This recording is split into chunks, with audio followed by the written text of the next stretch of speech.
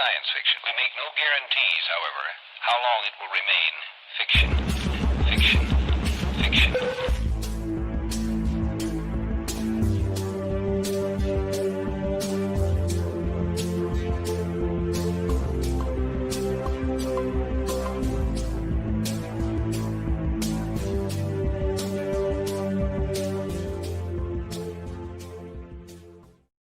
All right, holographic toroidal salutations, everybody out there.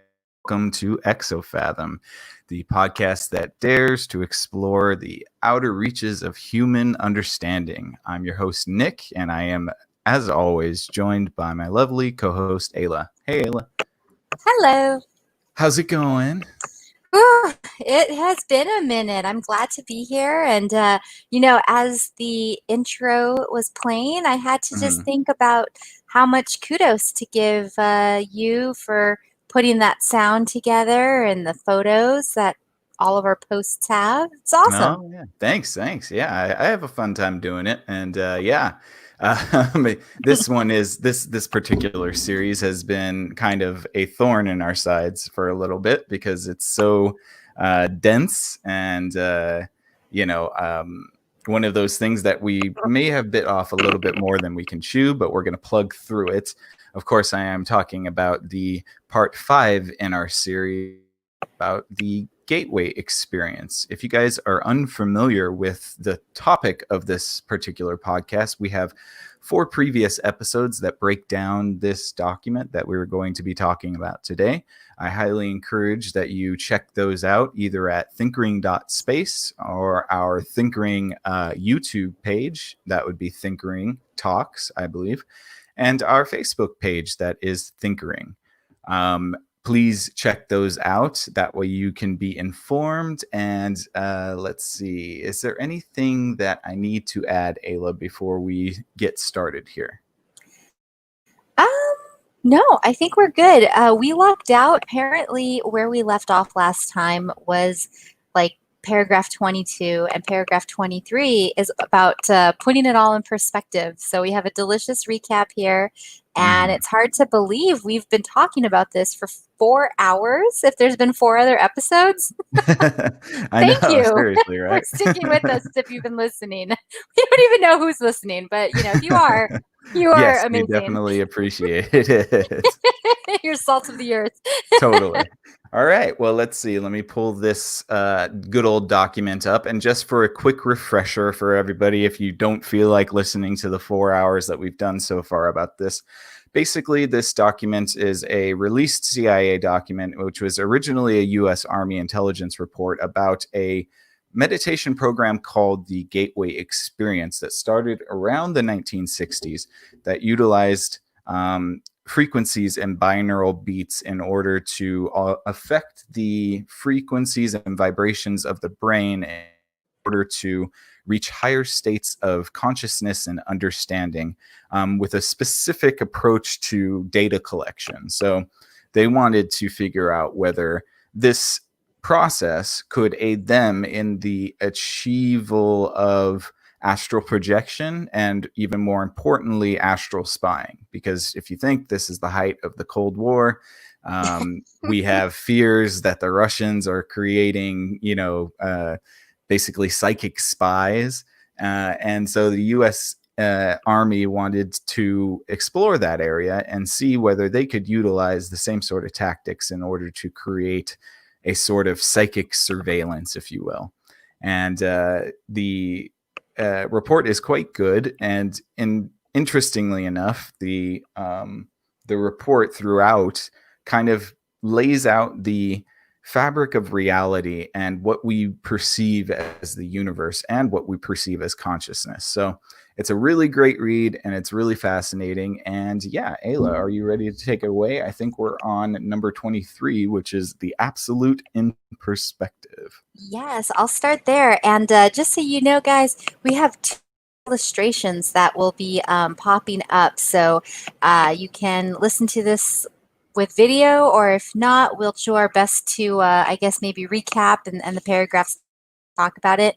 And if you are seeing it, it's not lost on us that this is a pretty low budget illustration. I was thinking about that because it's like a military kind of funded thing, and I just am surprised that it seems so hand drawn. At least the Yeah, one. it's quite rudimentary. Yeah, there's no visual graphics in this one. This is Mm-mm. pretty much hand-drawn illustrations, but we'll explain them to you as we come to them, and hopefully for our listeners only, we'll be able to explain it in a way that actually makes sense for you guys. So, All right. Well, absolute in perspective. Here we go, guys. 3, 2, 1. It may be helpful at this point to pause and recap the major aspects of our intellectual journey from time-space to the realm of the absolute.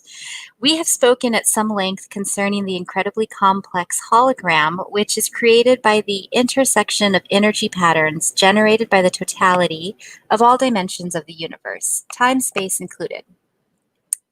We have noted that our minds constitute energy fields which interact with various aspects of this hologram to deduce information which is ultimately processed through the left hemisphere of our brains to reduce it to a form that we employ for the process we call thinking. We have implied that this hologram is the finite embodiment in active energy form of the infinite consciousness of the Absolute.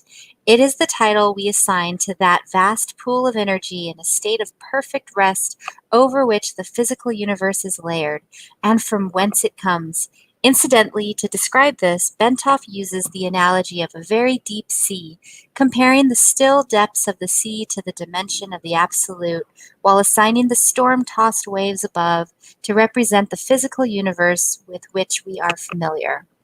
The slightly agitated currents of the sea to be found in between the turbulent surface and the totally still depths represent energy in the process of either going into rest, i.e. approaching infinity, or coming out of rest. well, I am certainly grateful for that sort of recap, Mm-hmm. encapsulating what we were talking about in the previous episode, because as you can see, it's quite dense, and I appreciate he kind of does this throughout the whole report, where he kind of builds upon ideas and then brings them all back together, which I really find quite comprehensive. Maybe I was just born to read military reports, but they make sense to me. So, and I have to say, thank you for reading again. I could tell you were adding some flair to your reading, and I appreciate that. I'm trying, guys. Yeah, you got to make it entertaining for the people, right?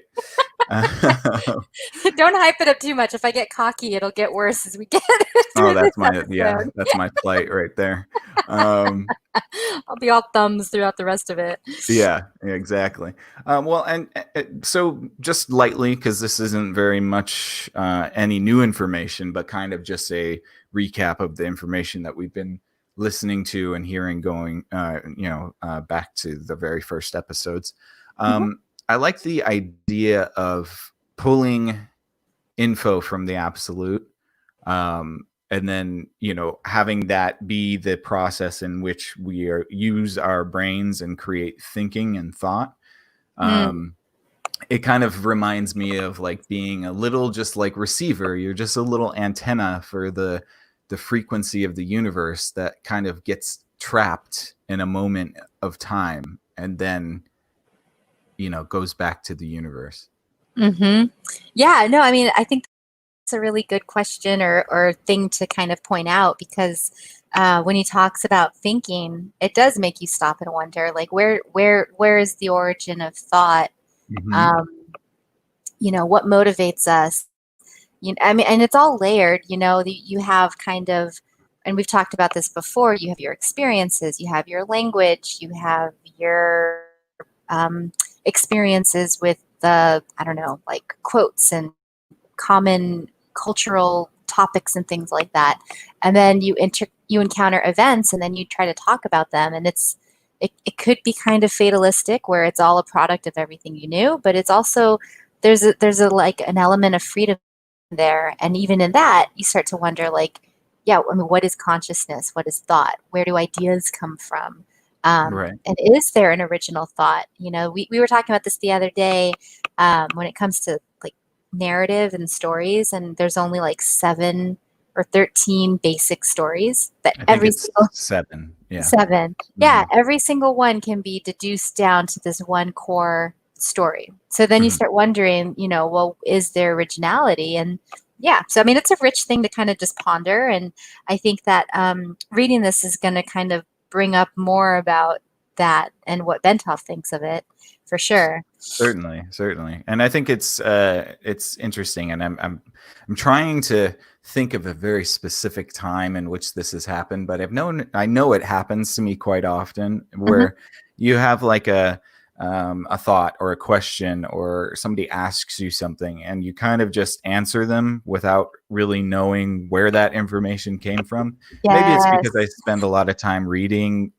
random stuff all over the place. I'm just like compartmentalizing information. But it would seem sometimes that when I get asked a question about something I have really no clue about, I'm able to answer in a way that's pretty close to being correct. Now, maybe I'm just a really good BS artist, but maybe I'm also tuning into the answers of the universe.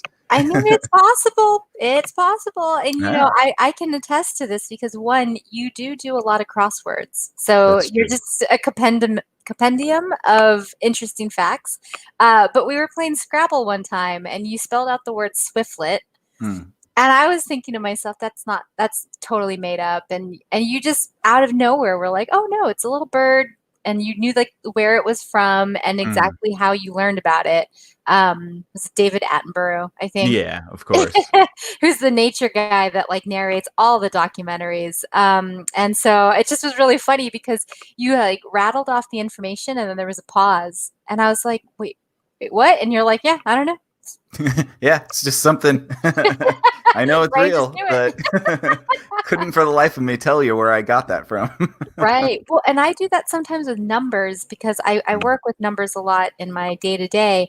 And I don't know if it's just because there's certain numbers that come up more in the work that I do, but every now and then I'm using a calculator to calculate something. And then I think the number before it pops up when I hit that equal sign. Right. Yeah. So I don't know what that's about because I mean, it'll be a really weird multiplication or division or something. And I'm just like, oh, 37.28. Yeah, I don't know. It's Well, weird. I know that there are certain mathematical savants. I remember watching a video about a guy that could do complex equations in his brain.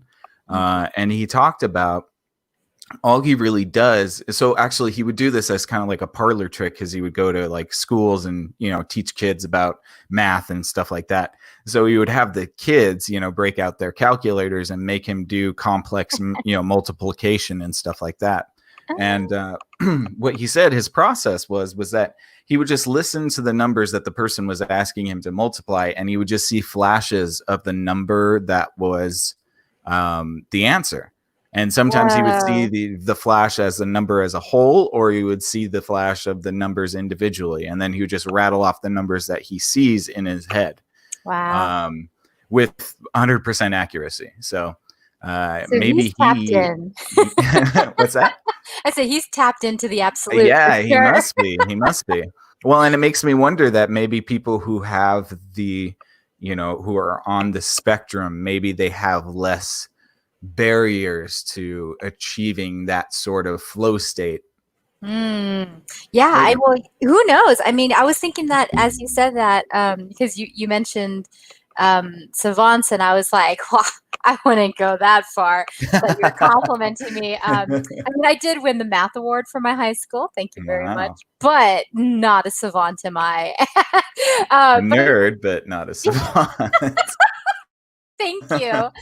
But yeah, but no, but I wonder sometimes because you talk about flow state, which they talk Mhm. about in the paper and stuff.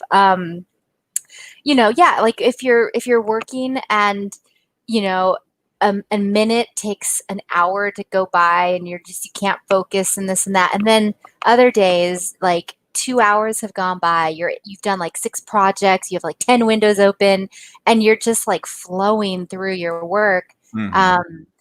So I think there's definitely something to that. And we're starting to kind of like tease out what that is in psychology. And kind of like with our fundamental understanding. But this paper is really interesting because it talks about how to kind of like what they call click in to accessing some sort of like greater network. The absolute. The absolute, yeah. Mhm. And it just makes me think of Stranger Things with you know, that the show Yeah, with the girl, yeah. of course. But they don't call it the absolute; they call It's it the upside down. the upside down. Yeah. Hmm. It's Which like is a mirror dimension. yeah, which is very interesting considering where this paper is going to go. Right. Well, and one Now I'm last scared.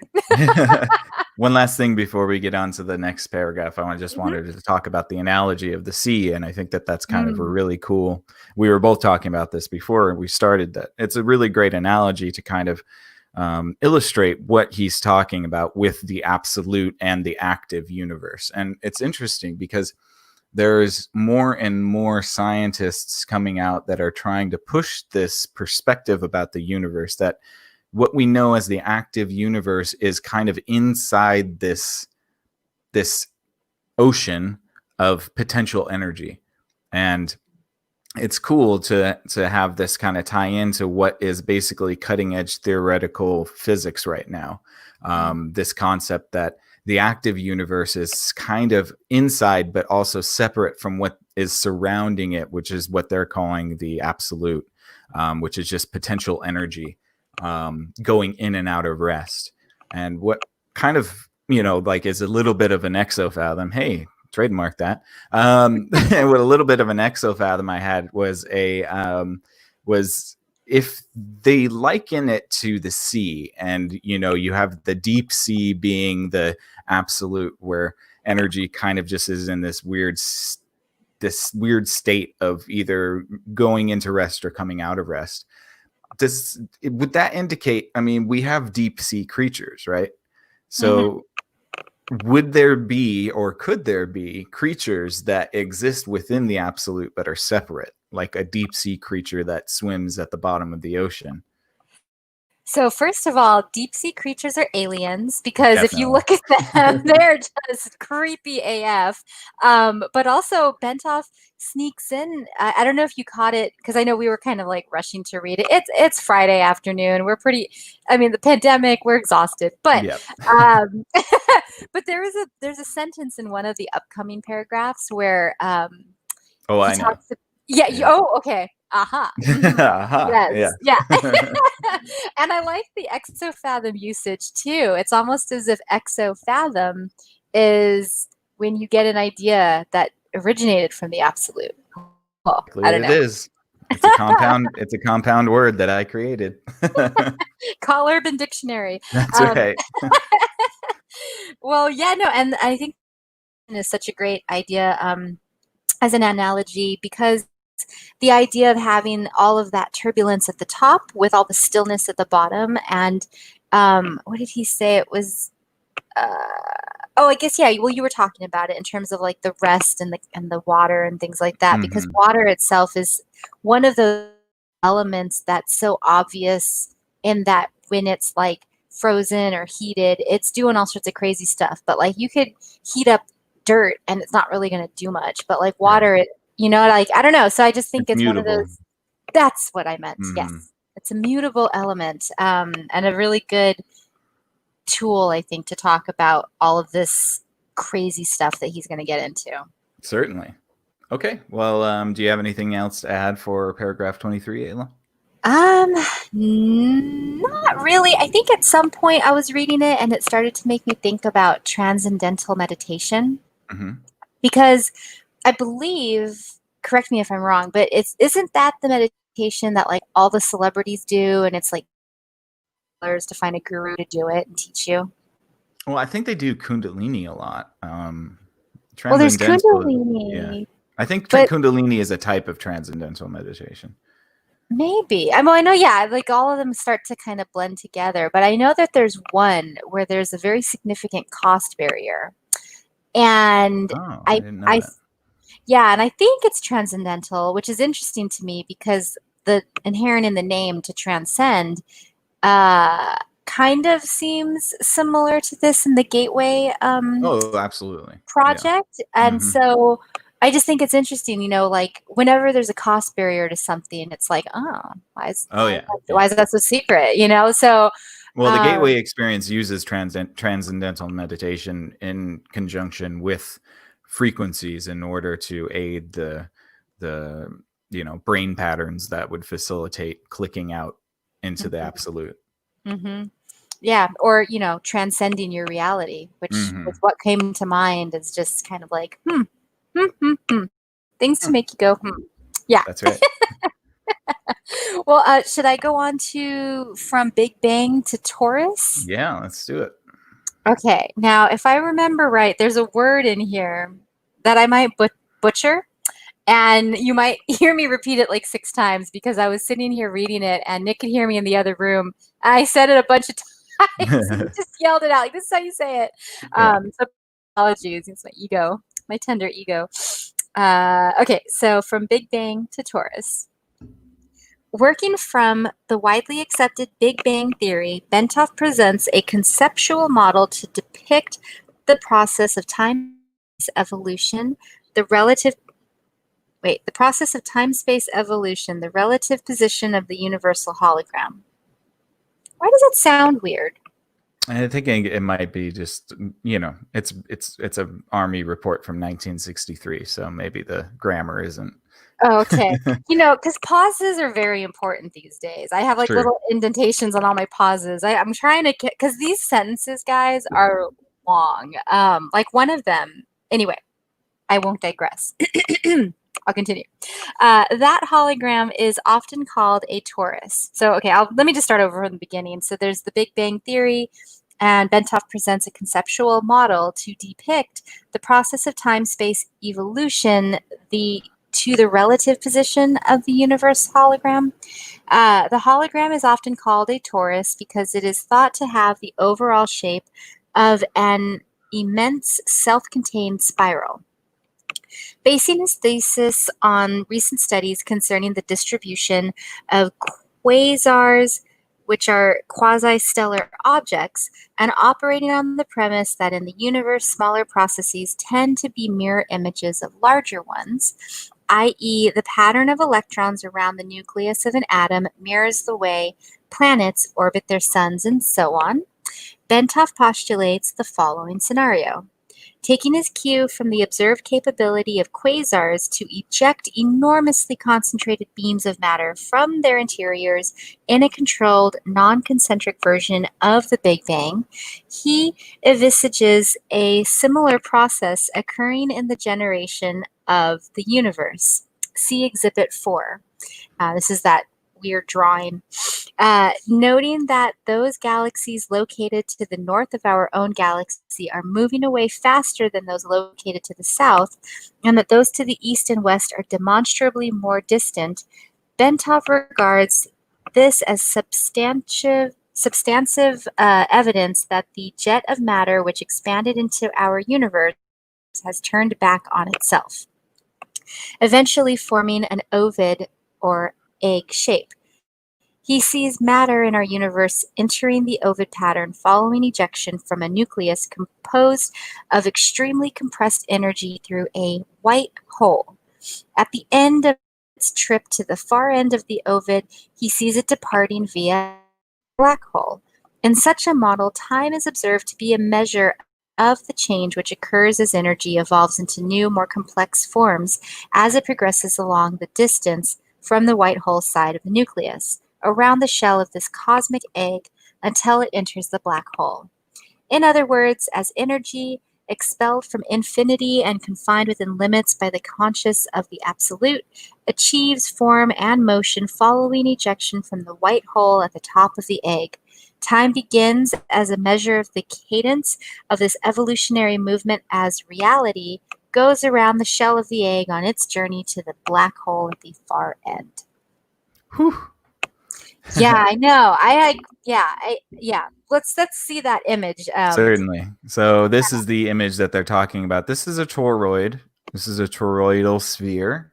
And so this would be kind of the movement pattern of what the universe would look like, at least the matter in the universe. So he postulates that the matter would have come, let's see, see, and it's just so difficult to figure out which comes first. So up here would be where the white hole would be, and then matter would be coming out, going around, and then finally down into the black hole, where then it's processed and pushed out through the white hole again. And so it's kind of like, I don't know if you, I mean, like this perfectly looks like a cell. It basically looks like a cell, right? I mean, looks like a brain hemisphere. it and does a look walnut. like yeah, and a walnut. Yeah, totally. I mean, and so it's very interesting how the toroidal sphere is thought to be the shape of the universe, because it's self-containing and it's self-sustaining. It's this process of energy going in and out of existence. And when you were reading that just now, I like immediately thought of the yin yang symbol. Mm-hmm. And I was like, whoa, like all of a sudden that makes so much more sense to me now. It has a black hole and has a white hole, and it's in the pattern of a spiral. Mm-hmm. And it's the concept of basically how the universe moves. And I bet if you were to kind of flesh out the yin and the yang more, you would start to see the gradations of gray as well. Mm-hmm. Because for those of you that can't see what we're looking at, you know, you've got the figure A, which he's calling a cosmic egg. It does kind of look like a brain. So just imagine like you have the center, and then you've got these two hemispheres on either side, and there's a bunch of arrows basically indicating this sort of loop that it goes on ad infinity.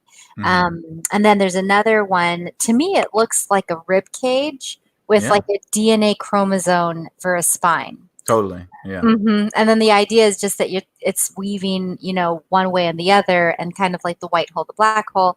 You have info coming in and then coming out, kind of. Yeah. And if you want a better representation of this, all you need to do is look up toroidal sphere on the internet, and you'll see tons of pictures of this. And it's pretty trippy. It's cool because basically a toroid is also what a black hole, in my opinion, has always been. Now, the concept of white holes is not accepted science yet, because they have not had proof that white holes exist. But I've always thought that if black holes exist, white holes have to exist, because that matter is going somewhere. And so I've always thought of black holes as just the trash, the garbage disposals of the universe, where they just suck in all this matter, process it, and then spit it out on some other side of the universe. And the universe itself is this giant process of being sucked into a black hole and then spit out of it, you know, in a big bang again. Mm-hmm. Well, yeah, and I think we were watching it was like a little video about dimensions, and they were talking about how, like, when it comes to black hole, you know, from what we can observe and theorize based on our understanding of the way the world works and physics and shit and stuff. Sorry, physics and shit. Anyway, but they were just saying that, like, you know, we can't really theorize beyond it. We have to just assume that it's destructive, because anything that could, like, it had to do with speed, and it was just saying that, like, you know, it's going to defy the law of physics if something were to exist in there and go at the speed breaking our laws. So it's kind of like, you know, either it is destructive or it completely breaks everything we know. Well, it's kind of like how fire is destructive but also life-giving, right? So, I mean, if Bentov talks about how the smaller is usually a mirror image of the larger, and we can think about it in the context of what happens on Earth, fire is incredibly destructive and it burns down everything in its path, but it's also necessary for a new forest to grow. So that concept of like, oh, well, you know, black holes are just so destructive. Yes, on that side of them, they are. But on the other side of them, they could be filling a corner of the universe with so much matter, it creates a solar system and a galaxy and creates life. So I think that gets into the duality too. And that reminds me again of the yin and the yang, right? The duality of reality and existence is that there's always destruction, but there's always birth as well. And I think it's well, and sorry, go ahead. Sorry, I thought you were done. No, Continue. you're I'm sorry. No, you're good. Oh, well, I was just going to build off of that, because when you talk about, like, something small being reflected in something larger. Looking at this toroidal cosmic egg, it does look like a brain, and it does look like a walnut. And there's this, I don't know, it's the law of commons, or it's like a hippie thing. I don't know if it's mainstream yet, but it's kind of interesting. It's this theory that, like, okay, a walnut looks like a brain, and science has proven that walnuts have omegas that are healthy and good for your brain. And then similarly, was it tomatoes or bell peppers are good for your heart? And then if you chop it up, it's got chambers just like a heart. Same with avocados. Good for fertility because it's got like that little pregnant looking pip inside. The pip inside, which also looks like a testy, I've heard.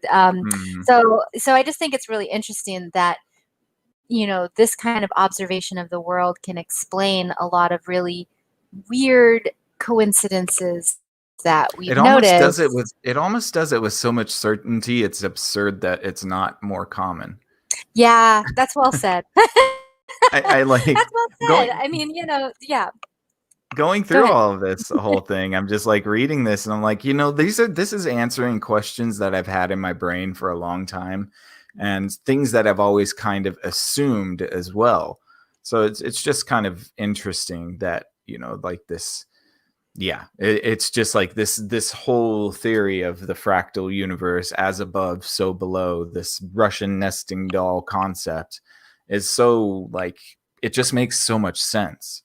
But then I guess it doesn't really tackle the question of, okay, well, then what's outside of the universe? If the universe is, what does that mean? The universe is just a cell inside a human body in another universe? Like, I don't know. Well, now you're making me think of Graham Hancock, who talks about how, like, civilization rises and collapses, and then rises and collapses. And because, you know, you're talking about like science and stuff, and I'm like, dude, this paper was released in 2003, meaning that it was actually put together in 93 or 83. Do you know what this was written in the 60s. Jesus. Okay. Yeah, they've known about this for a long time. Yeah. So, like, yeah, I mean, and they're studying it. And so it's kind of one of those things, like, you know, I don't know, our understanding of knowledge and what is like basically like humans learn by building off of what the people before them knew. And so much, you know, you would argue we've progressed scientifically and now we're super smart, and yet we're just proving things that more ancient civilizations already kind of knew. And so it's just, it's making me think of that, like, cyclical process of rebirth and death, only to come to the same conclusions naturally, because if that's our universe, that's what it is. Right. So I don't know. It's interesting. Well, and it's certainly possible that, you know, these stories and myths and legends and religions have stuck with us for so long because they touch on something that's actually real. And that's actually an explanation for what is really going on in our reality. And I think in our hubris of intellect, we've kind of poo-pooed those ideas as the ideas of unrefined intelligence. And I think we are remiss to dismiss them so easily when, you know, we think that, oh, well, you know, it was thousands of years ago and they, you know, they didn't know anything and they didn't have medicine and things like that. Well, you know, perhaps not, but it would seem to me that they had a huge understanding of cosmology. They had a huge understanding of the fabric of reality, and they had a huge ability to play with it. I mean, you know, the legends of monsters and myth and you know, like just the way, you know, shaman interact with the spirit world, with the way priests contact God, like there was much more interplay going on back then with the spirit world, and I feel like we've kind of shied away from that in our modernity. Yeah, I mean, I would agree with that. And I think it's interesting because, you know, when you talk about like the lack of medicine, well, if you were aware of the absolute and you know that you're never really disintegrating in any true sense, then why fear death, and why build up a whole, you know, science to just like fight it? Now I'm sounding a little like, you know, Christian Scientist. Oh, yeah. But my Yeah. grandmother was one actually, and my dad, he was like that. She died because she stood by that belief cancer and didn't treat it, and there it is.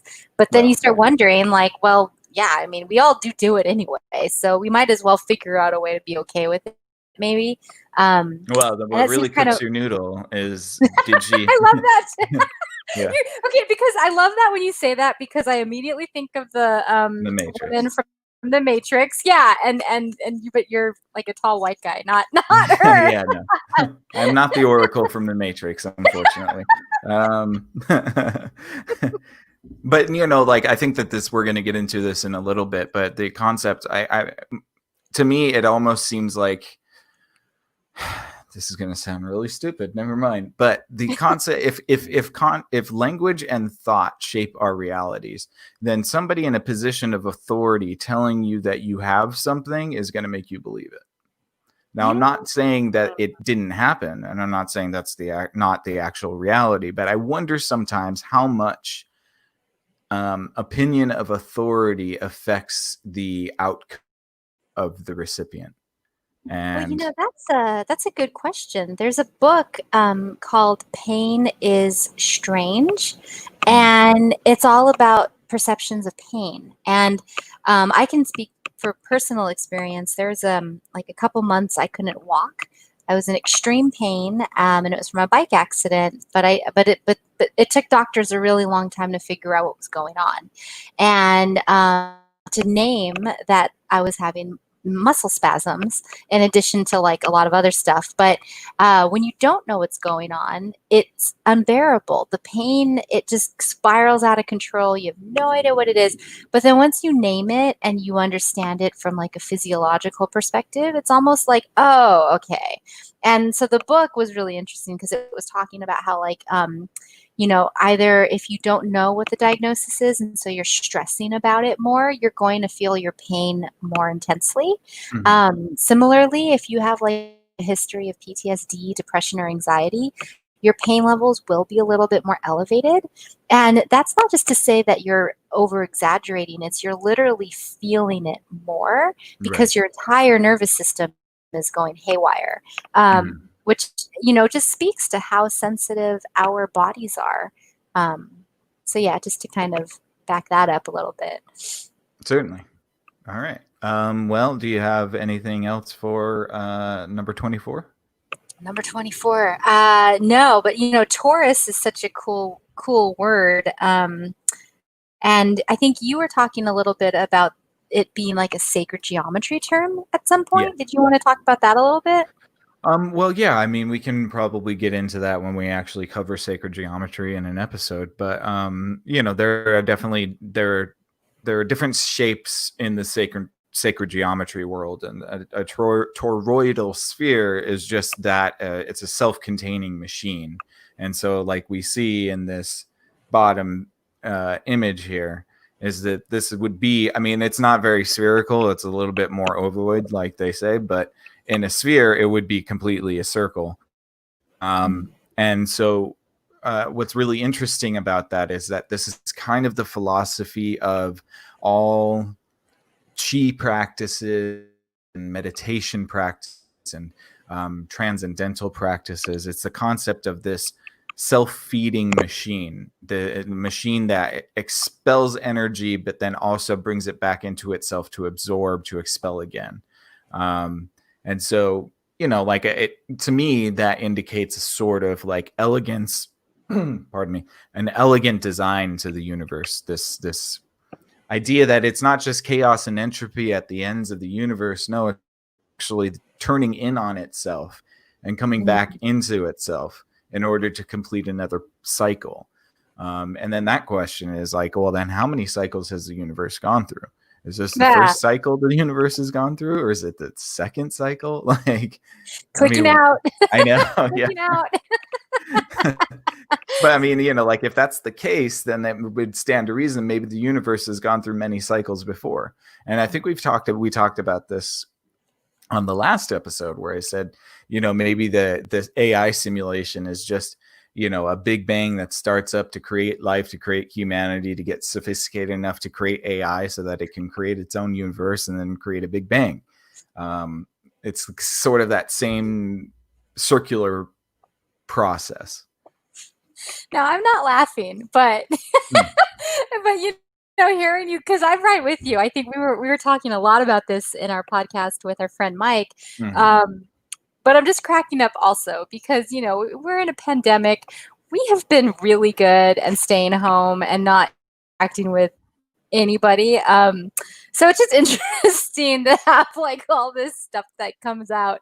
Yeah, we're when starting you're to lose just it a sitting little around. Yeah, you're just sitting around thinking. So just to bring it back down, but at the same time, like I totally hear what you're saying, and like it's all completely possible because again, we do not know what any of this is, people. Like like if scientists can say anything, it's there's more we don't know than we know, and honestly too, from like a philosophy of science standpoint, any true scientist actually wants to be disproven, right? You're always trying to find absolute truth.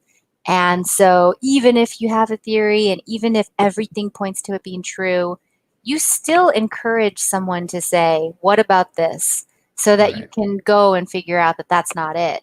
So I just think like in terms of this pursuit of understanding, these concepts are so rich and they resonate on so many different disciplines that it's worthy of discussion. I'm really glad we picked this paper.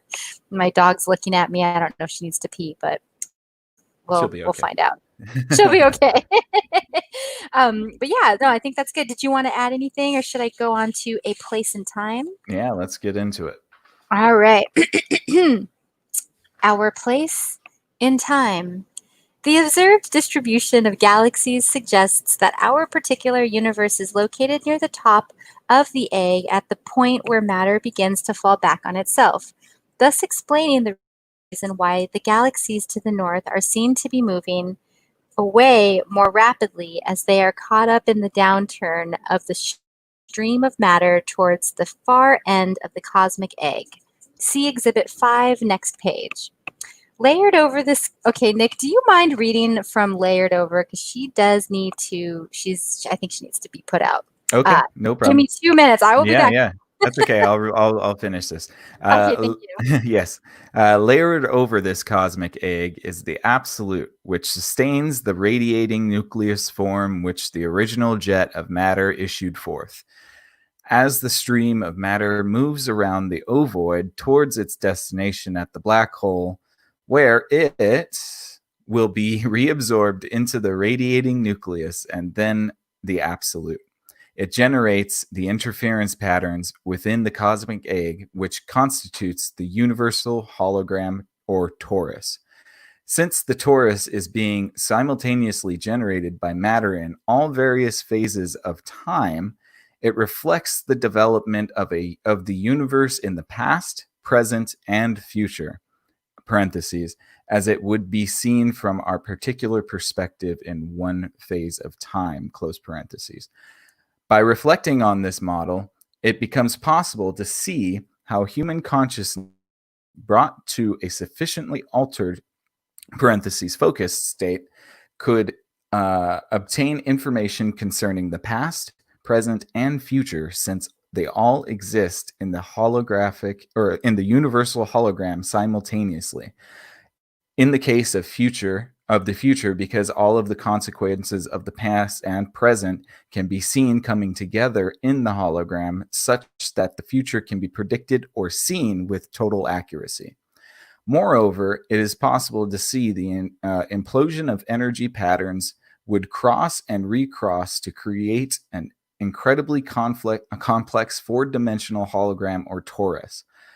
In spiral shape, in reflection of the multidimensional development pattern of evolution, all of the movements of the energies which comprise the universe leave and hence tell their story throughout time. Did you come back, Ayla? I am back, yes. Right. It's incredibly hard to read when you have a dog circling back and forth, staring at you. Of course. He just doesn't like to be boxed in. Mm-hmm. Yeah, so that's actually pretty interesting. In the place and time, I wanted to start off with the first little bit where he talks about our physical galaxy is starting to go down. So he's stating that our physical galaxy is probably somewhere around here. You see how it's the matter stream is starting to go down into what the black hole would be. So our physical galaxy would be somewhere around here. And I think that that's pretty interesting and kind of an elegant solution as to why we think that the universe is expanding and moving at an accelerated rate away from us. And it's possible because that anything that we're seeing ahead of us is moving faster because it's going down that spiral. Mm-hmm. Well, and if you scroll down to page 17, the next diagram, it shows it a little bit more. Oh, So yeah. it's like a big strawberry, and we're right at the top where the like the greenery is coming out. And so from that perspective, things look completely different than if you were at the bottom of the strawberry. Right. Well, if you're at the bottom of the strawberry, you're going to be in trouble soon. Yeah, you're not going to like what happens next. Right. And we're starting to get to that point, which is kind of funny. But so I like that he also talks about how the universe kind of contains past, present, and future encoded in it already. I think that that's a really bold claim. Because it's so cool. it's super cool because it kind of makes sense if you think about it. If the universe is this sort of enclosed circuit, then it would represent every point in time that would exist. And further, he kind of talks about how if that's the case, then if you can tap into that absolute space, you can access information from any point in time. Yeah, I know. It's pretty wild. And, we just watched Back to the Future the other day. And, so all this hoopla to go back in time. But imagine if you could just, do this gateway experiment or whatever, and then all of a sudden you're able to tap into all this stuff and to even think about past and present, because, I mean, it's not fixed. Like the future can always change in theory. So to be able to see, it breaks my brain a little bit. Yeah, I think time is one of those things. Yeah. And I've never really felt settled on our understanding of time. There's just something just doesn't feel right about it. And I can't put my finger on it. Well, I mean, I think it's interesting too, because, even in our contemporary model of what we consider space, the farther you go out into space, the later in time you are, or the earlier in time, depending on which direction you go. Yeah, that doesn't settle well either. I know because exactly if you were to go to a star off in the galaxy, I guess you wouldn't actually be at the star at the time that it was created. You would be there in the future when it's gone, right? Well, I just think I have to use movies to kind of like hold all this information. So I think about like astronaut movies. And so they might be in their shuttle for 5 years, but on Earth, it's been like so many years, depending on what speed they're going. And so that's where I think that if you're traveling at light muddled. speed, then that's when it gets to that point. Yeah. Or if And you have a again, large enough gravitational field. Yeah, well, and even if you don't, I mean, like I said, there is that lecturer at the British University who was talking about how, like, even based on our current calculations, our concepts of time when it comes to time on Earth versus time at Jupiter, not the same. And you're talking like hundreds of years difference. That's a big gap of error that's uncomfortable to reconcile. And we're going to have to do a podcast about that lecture because it's so good. And I'll have to find a transcript of it. We'll go through it. But, when you start to hear kind of people talk about that kind of stuff, it really makes you start to wonder what is past, what is present, what is future. And then even more so, in a world where you have infinite possibilities, then technically you could say anything about the future and somewhere, somehow it's going to be true. So if that is true, then that doesn't automatically make every other possible eventuality false. Everything's true. So you start to realize like this doesn't matter. And like there's something else going on. And it's like, what is going on? wonder sometimes. I've been meditating a lot, guys. I've been really thinking about the world, and I think this is one of those times where you start seeing so much crazy stuff go on. You have to go inward at some point, and it's just interesting to start questioning all of this stuff and just kind of sitting with it and just kind of feeling not only what you think about it, but also how it's resonating with you and what kind of lifts up your spirit versus kind of like making it stymied a little bit. I don't know. Yeah. Well, and it also begs the question, if the absolute is surrounding this sort of like cosmic egg of matter, what the hell is on the other side of the absolute? I I mean, don't know. is it, I mean, because if you use this type of theory here, the absolute is all of this like surrounding area, then what is out there? What is in the parameter, or what's outside of the parameters of the absolute? Is it, and this is where we get into like, I swear, it's just like, it's all, we're like, somebody's looking at us through a microscope right now. And we're just like little tiny amoebas moving, little galaxy amoebas moving through space. Oh, you just gave me shudders. No, I know what you mean.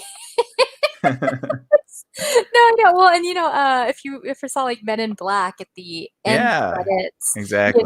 You have a universe and it's just a marble that some aliens are using somewhere. Mm-hmm. And I think that's the idea of kind of like ever expanding universe, or just the potential of not knowing is, you could have that little strawberry of the world and the way it kind of folds in on itself. But then you start to wonder, well, then in what does that exist? In what is that floating? And you just end up going forever out and out and out. And I think in your notes at some point you talk about fractal universes. Is that coming up, or was that this section? It's kind of all encompassing. I think, let's see. I think that was probably more about when he was discussing how the smaller processes tend to be mirrors of larger processes. That was where I was kind of coming out with the fractal universe, or the Russian nesting doll thing, or so it's like, right. If the universes are macro, is that just a micro for another macro? I don't know. Right. So I don't know. I mean, and that's like the idea. I like the idea of it folding in on itself, because it does seem so self-contained and comfortable. But like you're saying, like there's just so many ways that it could also be problematic. So I don't know. I just don't know. And then to like, at this point, I'm also wondering, like, do you even want to tap into the absolute? Right? Like, I think you have to be very careful. Maybe we can have a conversation about that at some other point.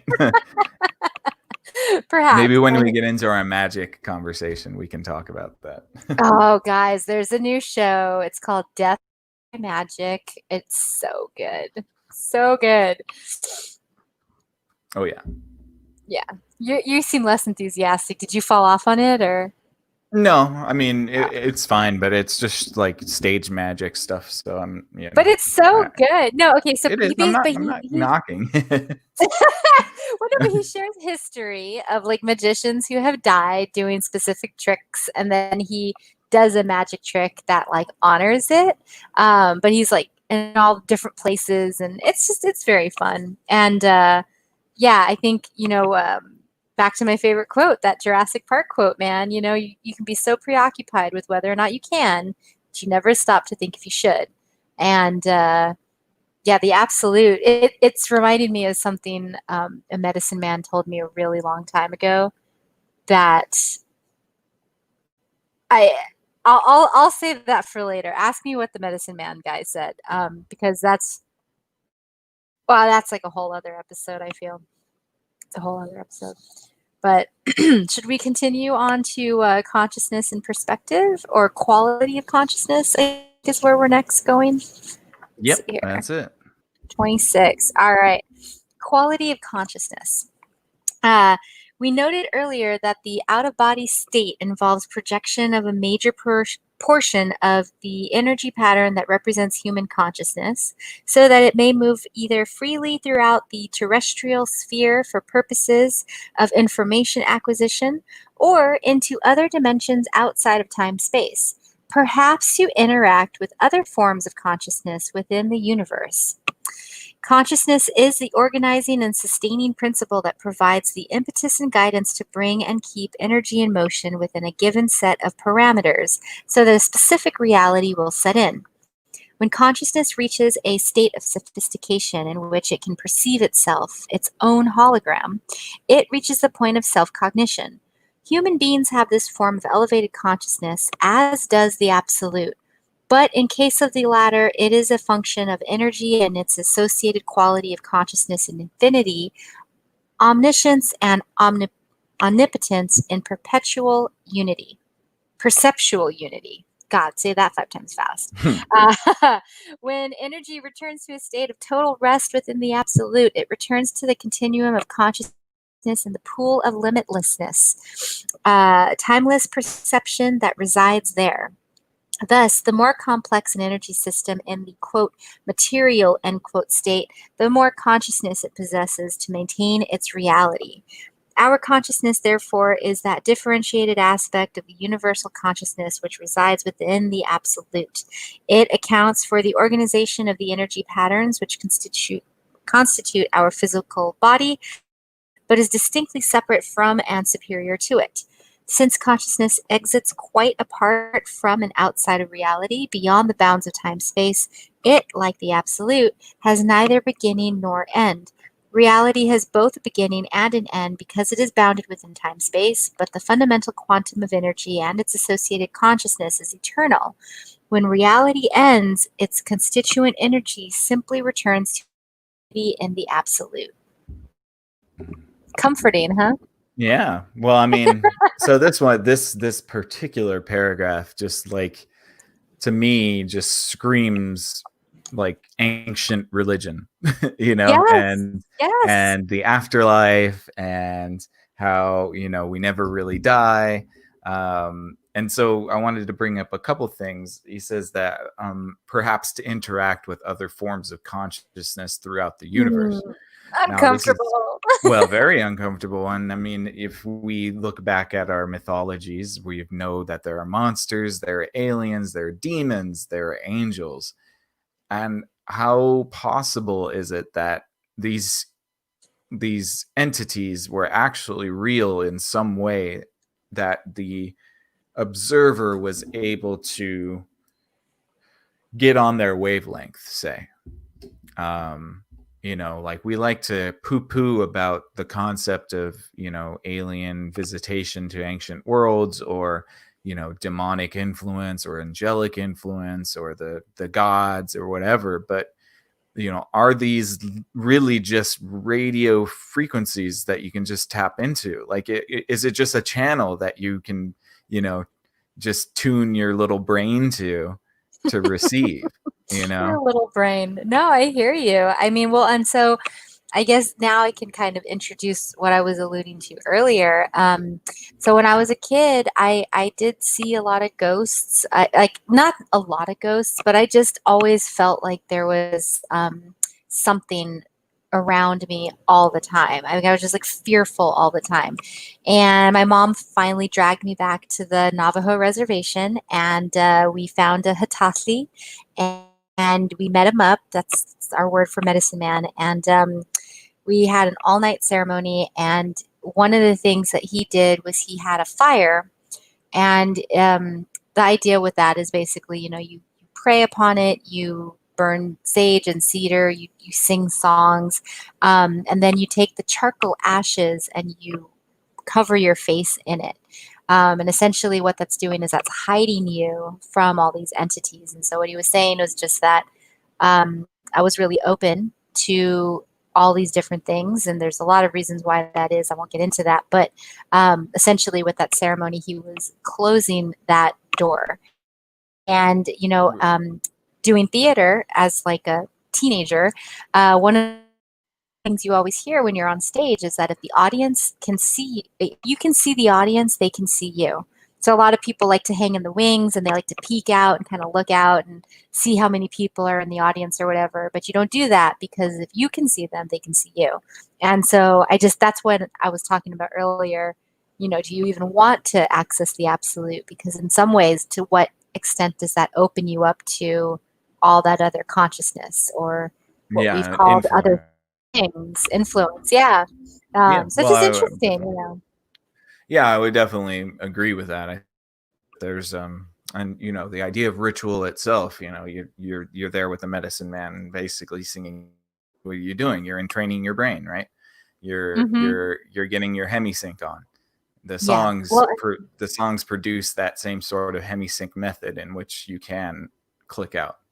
and I'll tell you one thing too, you know, everybody is all about the drums in Native American culture, but Hmm. what you really want is you want a drum that's going to be having like water in it because that Hmm. creates a reverberation and it's very specific uh, ceremonies that use that specific drum, and that's all I'll say about that. But you know, I think that something about the auditory resonance that happens from that definitely creates like a gateway or something to access like a level of your brain. I mean, because those ceremonies are brutal. Like you're sitting up, you can't lean back on the wall the whole night.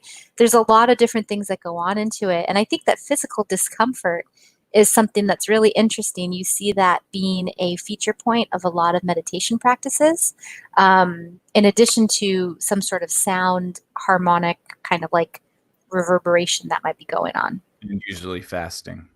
And fasting too. Yeah. Hmm. Fasting's a big one. I was just reading. I was listening to Survivor Man Les Stroud. He was talking about, you know, what it's like to go hungry in the wilderness, and he's like, you Oh, know, like the reason that shaman and spiritual people do fasting is because it actually will lift the veil between dream and reality.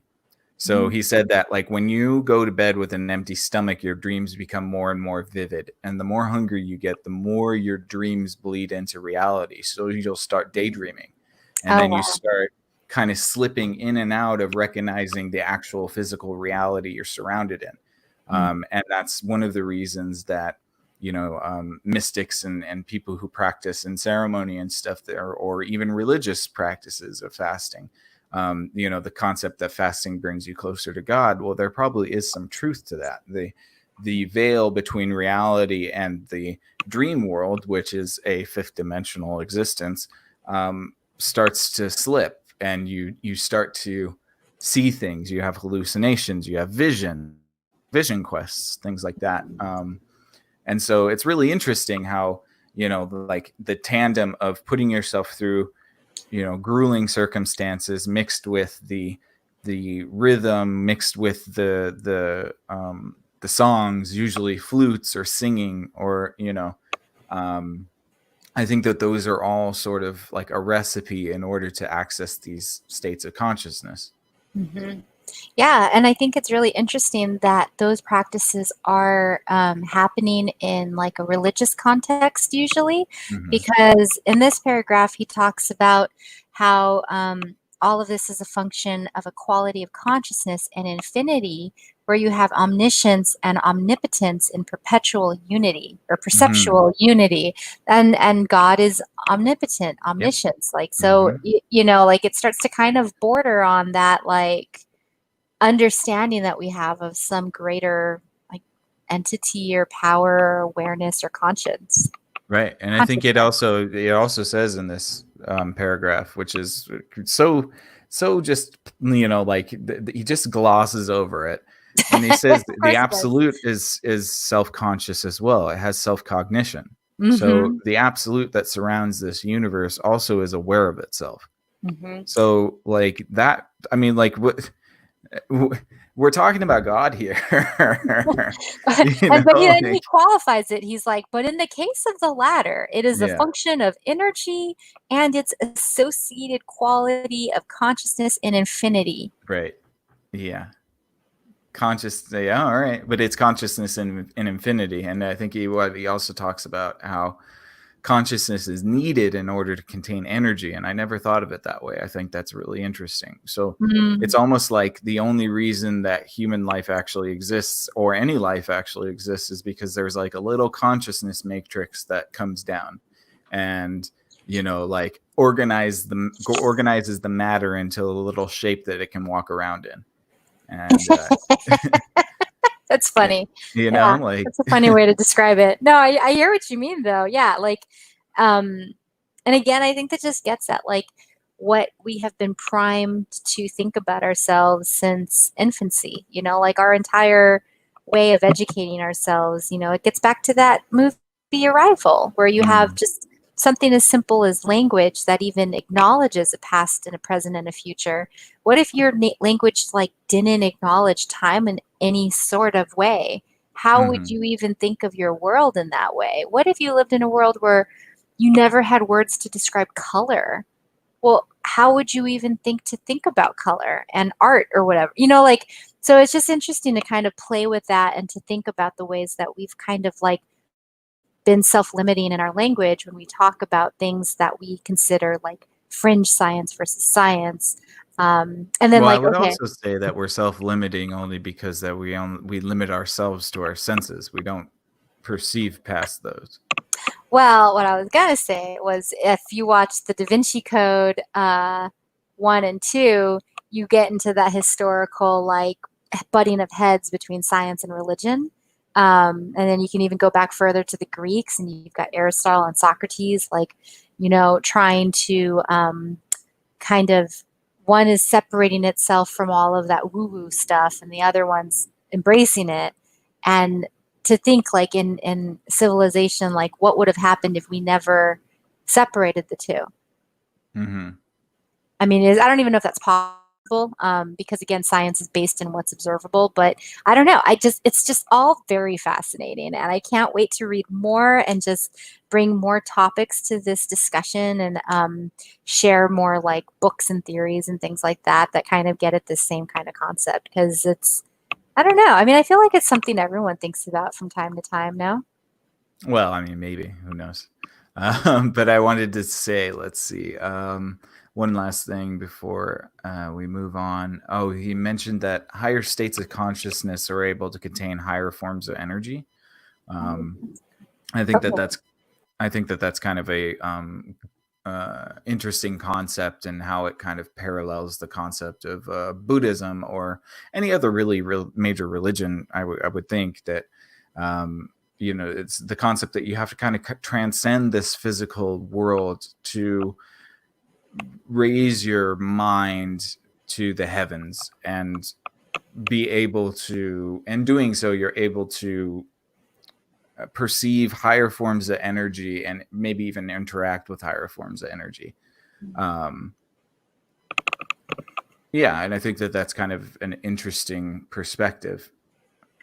Yeah, oh, definitely. Well, you think about like the Dalai Lama, you know, that's something where it's a recognized like physical being that inherits something in its birth to become the next Dalai. And so, you know, like what's the difference there? And you could say it's frequency, you could say it's training. And yeah, and then there's a lot of practices. I think like the ascetic philosophy is the idea that you deny certain like carnal desires in order to like funnel your like to basically like yeah like preserve energy and be able to funnel it towards something productive rather than going down a dark path. Right. Well, So you see piousness is holy, and you know, mm-hmm, doing good raises your vibrations. Yeah, totally. mm-hmm. All right. Let's get into. We got two more to go. We got number 27, right? Mm-hmm. Okay. It's called Consciousness in Perspective. Having ascertained that human consciousness is able to separate from physical reality and interact with other intelligences in other dimensions within the universe, and that it is both eternal and destined for ultimate return to the absolute, we are faced with the question, so what happens then? Since memory is a function of consciousness and therefore enjoys the same eternal character as the consciousness which accounts for its existence, it must be admitted that when consciousness returns to the absolute, it brings with it all the memories it has accumulated through experiences in reality. The return of consciousness to the absolute does not imply an extinction of the separate entity which the consciousness organized and sustained in reality. Rather, it suggests a differentiated consciousness which merges with and participates in the universal consciousness and infinity of the absolute without losing the separate identity and accumulated self-knowledge which its memories confer upon it. What it does lose is the capability for generation of independent thought holograms, since that can be done only by energy and motion. In other words, it retains the power to perceive, but loses the power of will or choice. In exchange, however, this consciousness participates in the all-knowing infinite continuum of consciousness, which is a characteristic of energy in the ever-present. Consequently, it is accurate to observe that when a person experiences the out-of-body state, he is in fact projecting that eternal spark of consciousness and memory which constitutes the ultimate source of his identity, to let it play in and learn from dimensions both inside and outside the time-space world in which his physical component currently enjoys a short period of reality. Well, I mean, that's just all New Age, right? New Age and religion, and yeah. But what I love is he brings up memory, and this is something like if you read like Jerry Singer and Putnam and like all those like metaphysical guys, whenever they talk about continuity of self, idea of like, you know, if you do you carry on after you pass away? Yeah, that idea, but also too, like if you have a brain transplant, if we could do brain transplants and you were suddenly like totally gone for 10 minutes and then you came up again, but everything was kind of the same, are you the same person because of the gap in time? Then you extend it, you lose all memory. Are you still the same person? Then you extend it even more. You take the brain, you upload it into a server and like put that into some robot. Is that still a human? And so it talks about the gradations of like mind. Well, and further, if you were to put yourself into that computer matrix, would you never be able to return to absolute? I don't know. I mean, I don't know. It depends on whether or not the computer matrix is like really hitting it or not. You know, I don't know. I mean, like, but what's cool is that like we do understand that on some level there's this concept that to preserve the self requires a continuity of memory or a collection of memory. But that's weird because then if you have people who have short-term or long-term memory loss, you know, where like they have no memory of before and they can only remember like 10 minutes at a time or something, like, are they no longer a person? Like, that's not the case. It's just, but that's what we're so like, that's what we like marry our identity to. Well, I think so the concept though is that if that person were to lose their memories like that, then those memories still exist somewhere inside that brain. I think that that's why we kind of, you know, maybe don't really regard somebody who only can remember for 10 minutes at a time as not a person. It's just that that person's memory is locked away for some reason. Oh, yeah. Well, I'm just getting in the weeds because, you know, philosophers, they'll take whatever argument you have and then they'll spin it into like another situation that's very, very similar, except in this very minute difference. And then if you say that it's not the case in that weird case, then it kind of like refutes your previous assumptions. Yeah, I guess if you want to make broad sweeping generalizations, then yeah. This is what they do, man. I know. But it is really interesting. It is. Let's see.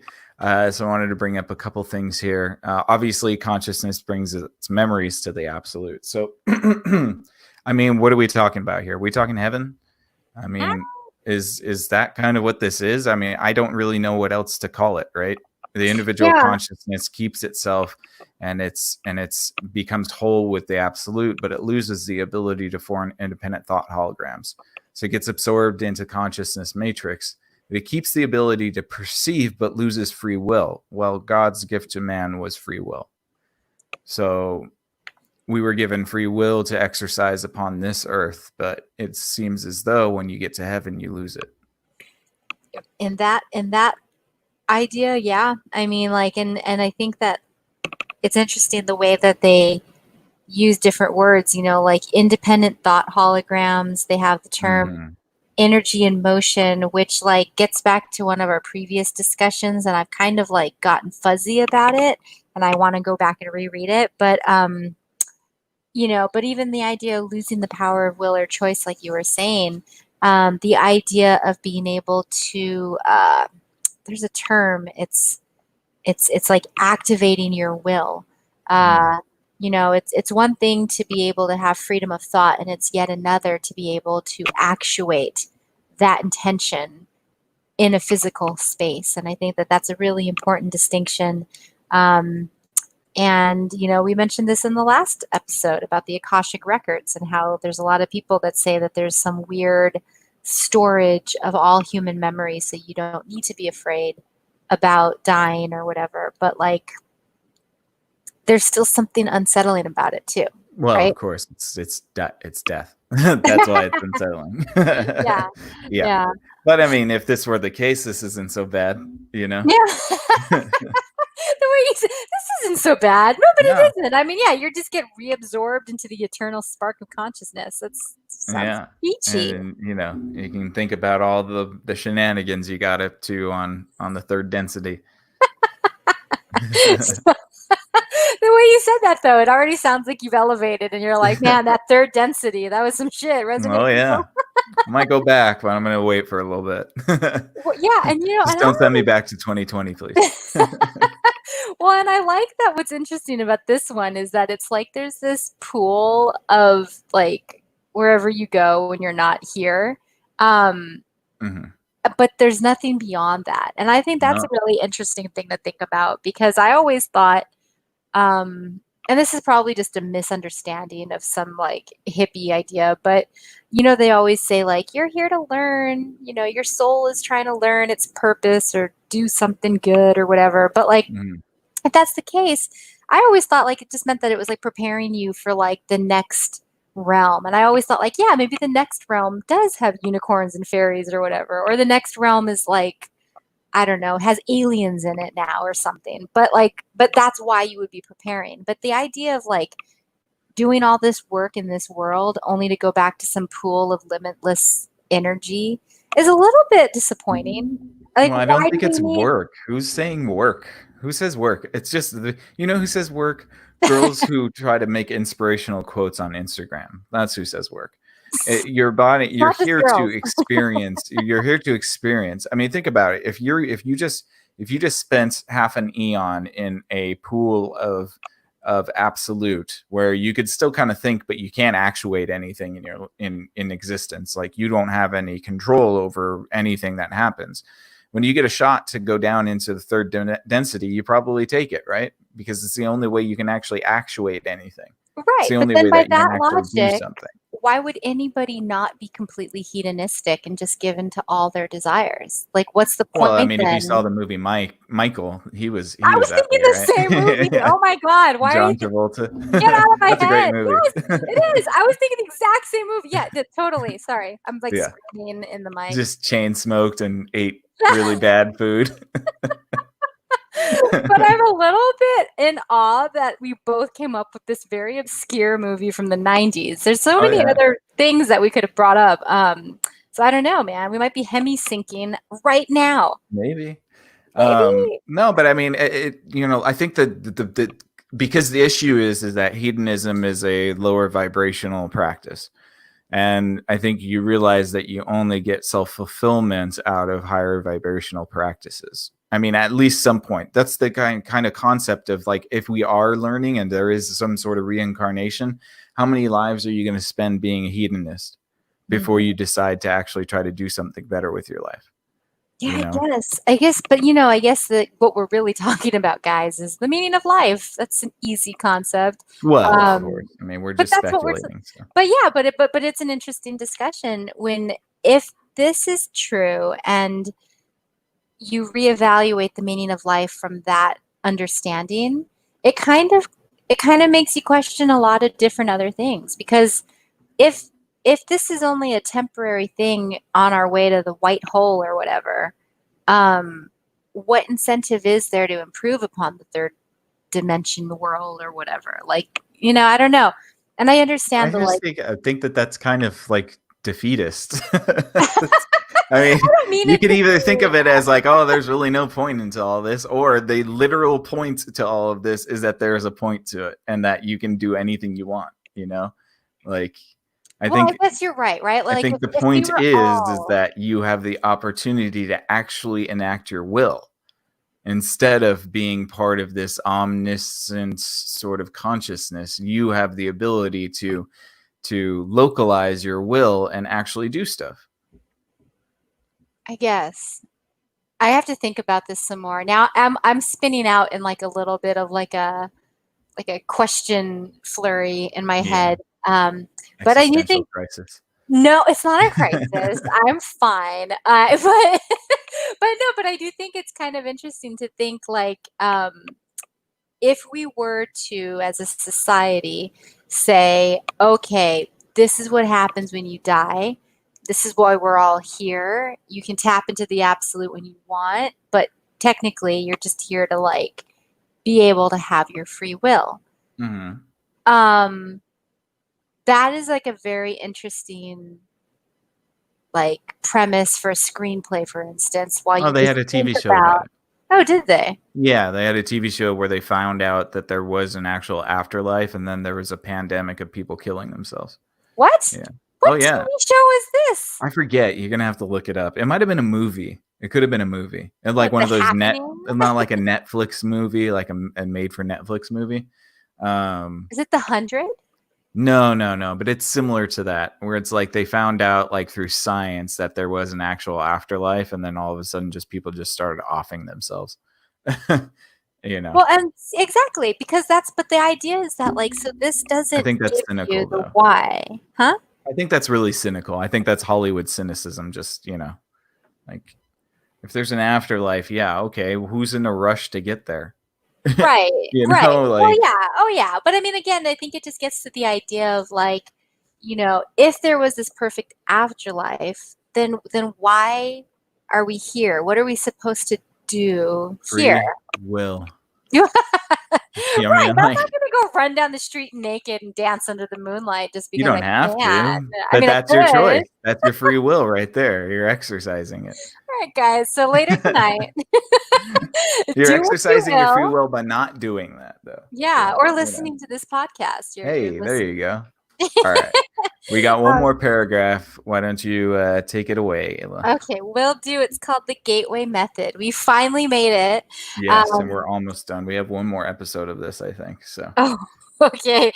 Having put the gateway experience in context by postulating a structural outline of how and why it seems to work, and having shown what it is designed to achieve, the time has come to examine the specific techniques which comprise the gateway training process.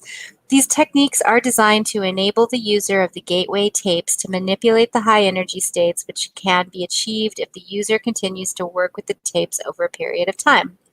The amount of time required to reach advanced energy states and to fully exploit the techniques varies with the individual.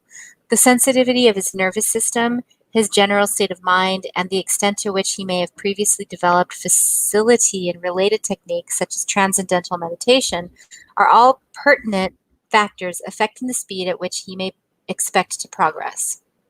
The gateway process begins by teaching the individual participant to isolate extraneous concerns in a visualization device called an energy conversion box. Next, the participant is introduced to a method of encouraging his mind and body to strive to achieve a state of resonance through utterance of a single tone, a monotonous, protracted humming sound that sets up a feeling of vibration, particularly in the head. It engages in this resonant tuning, as it is called, by humming along with a chorus of such sounds that are contained on the gateway tape. Following this, the participant is exposed to the gateway affirmation and is encouraged to repeat it to himself as he hears it repeated on the tape. This affirmation is a statement to the effect that the individual realizes that he is more than merely a physical body and that he deeply desires to expand his consciousness. boom. All right. Thank And you that for last reading that. line, oh, of course, but right there, he deeply desires to expand.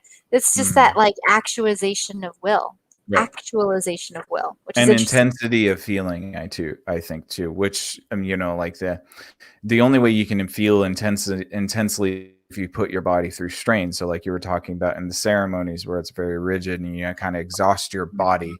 It's so that you can bring the emotion up to desire the thing that you're aiming for.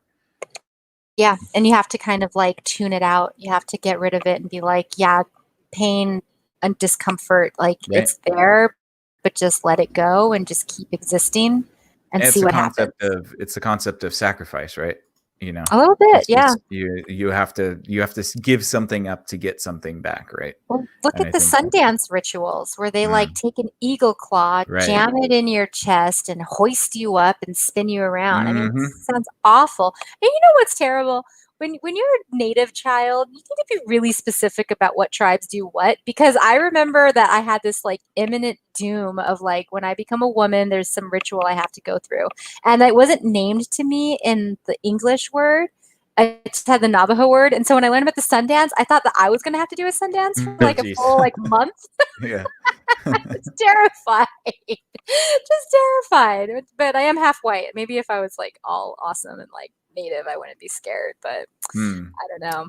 Because Yeah. people do that, and there's actually people that do like they do bodily stuff to like I don't know, like you know what I mean, like the people that Yeah. do Yeah. it's not actual Sundance, but they hoist themselves up and it's scary looking but they love it. I don't, Yeah. yeah, Well, I it's mean, they weird. could also be masochists, so Right? that's Yeah. What is that's that? the I thing. mean, that's like Well, masochism, that's like a whole pain with nother no conversation. purpose. Jeez. Sorry, sorry, guys. Boy, I'm what is like, that? Oh, what's this? Okay. So we can wrap up. I think the only really thing that I wanted to bring up about that paragraph, because most of it kind of already goes through what we've been talking about in the previous. But there was something that really stuck out to my mind, and he says that the state of mind and the nervous system play a big role in the ability to access the higher dimensions. And I think that that's really, really important for us to understand, because especially in the state the world is in right now, I feel like more and more of us are in a state of tension or unease or nervousness or feeling down. And it's interesting to me that he makes the distinction that those types of mindsets are going to be counterproductive to the accessing of this consciousness grid. And I think that that's really telling, and it's really true. The more you get bogged down in the lower vibrational emotions, the less you feel connected to the higher ones. And that's something I think we all need to be very conscious of, at least, going, especially going on right now. So many crazy things are happening, and we're all very concerned, and we're all, wanting things to get to some sort of normalcy, and things feel very stressful. And I think it's very important, especially in times like this, that we remember we need to give ourselves time to appreciate the good, to appreciate the things that we're grateful for, to appreciate the higher vibrational stuff, so that we don't lose our connection to the spiritual or hope or for that hope. matter. Yeah, hmm absolutely. Yeah, And I, and yeah. go for it. Oh, well, just, I mean, talking about the nervous system it's kind of like you see it a lot on Instagram right now. There's a woman I follow. Her name's Lola Pickett, and she's kind of like a white shaman lady, but she operates from like a different lens. She doesn't co-opt culture, but she's really interesting, and she talks a lot about nervous system, and a lot of like neuroscientists talk about it. And the narrow straight, even on just like a fundamental level, is that if you have a overactive nervous system where you're just extremely stressed, you've got chronic stress, adrenal fatigue, long-term post-traumatic stress that's now being kicked up by all this uncertainty, you are going to have a hard time accessing certain levels of your brain, certain parts of your brain that deal with cognition and self-regulation and being able to be creative and curious in tough times. And so to be able to find a way to calm that system down and remind yourself that even though there is not a lion running after you, when you're stressed, your body is going to think so. And so it's going to redirect energy and it's going to take it away from your brain. And the best way to really just weather the storm that we're all in right now is to ground and to calm your nervous system and to use practices that will, like Nick was saying, just kind of help elevate your spirit so that you can kind of show up and do what you need to do right now. Yeah, it's also important to practice gratitude affirmation, Mm-hmm. and you don't necessarily have to be a spiritual person or, a religious person in order to practice this types of things. Anybody for any reason right now has something to be grateful for. If you're drawing breath, there is a reason to be grateful for something. And I know that a lot of people go through really hard stuff, and sometimes it's hard to find the good. But I promise you that if you can find the little things that you are grateful for, you're going to start to see more and more that you are grateful for, because it's all about inertia. It's all about habit. It's all about mindset. And so if you can bring yourself to be grateful for even the smallest thing, once a day, twice a day, that snowball starts to carry more and more snow on it. It gets bigger and bigger, and then before you know it, you're blessed, and you feel abundance, and you feel happiness. And I think it's very important for all of us to try to remember that. Yeah, no, I completely agree. I think that's really well said. And sometimes too, if you're unable to access gratitude, the best way to get out of a bad spot is to help someone else. I think that Mm-hmm. doing something good for someone else and also not talking about it creates some sort of like internal higher resonance that's going to make you feel a lot better about things. Yes. Just putting that good out into the world and knowing that it's out there will help you know that there are good people. And you made a very important distinction. Do not talk about it. Do Yeah. not post it on Facebook. Do not post it on Instagram. If you do something nice for somebody, do it and yourself, because that's a treasure for you, not for the rest of the world. It's for Yeah. you to know that that's something that you did that you're proud of. And, the moment you give it to other people, the less it means to you. Mhm. And so, yeah. Hmm. Anything else you got, Ayla, before we wrap this up? I would just say, guys, we are all in it together. We're experiencing a collective trauma, and the concept of continued uncertainty is something that is going to add stress. So just take care of yourselves. And if there's any tip that I would offer, would be just to do more, do more to go inward, because it's easy to wake up and hop on Facebook. It's easy to, on your breaks, go on Instagram and sit there and just absorb all of the information that's coming at you. But at some point, you do need to unplug and you need to give back to yourself rather than feeding into all of the stuff that's happening, because there's a lot. And just got to be, tender to yourself and, take some time to connect. Mm-hmm. Play in some dirt, Yeah, that get your too. hands dirty. Yeah. Look at a tree. Yeah. Oh, Yeah. yeah. Notice the wind. That's one thing. I do these bike rides every so often during the week, and if I'm having a really bad day, I'll just sit on a picnic bench and I'll look at a tree, and I'll just wait until I can see the wind and I can appreciate it and start to suddenly be in that moment, noticing and feeling it and being in my body and remembering how beautiful the world still is. So Yeah. And I try to do mine is I try to quiet my mind until I can hear birds chirping. Because you oh, realize that when your mind is preoccupied, you don't hear the birds. But the moment you take a breath and you be silent, you'll hear birds. that's so So true. Oh, birds. yeah, they're a constant reminder. Including our mockingbird that drives Yeah. us nuts sometimes, but we love him too. Yep. Okay, ladies and gentlemen, well, we thank you very much for joining us this evening. We hope that you guys had a fun listening to us, and we're very appreciative of you. If you could do us a big solid, we would very much appreciate it if you could like this, leave us a comment, subscribe to our YouTube channels and our Facebook pages, and like we're really hoping that we put out some good stuff for you guys. Stay tuned for let's see. Sorry, my dog just barged in on me.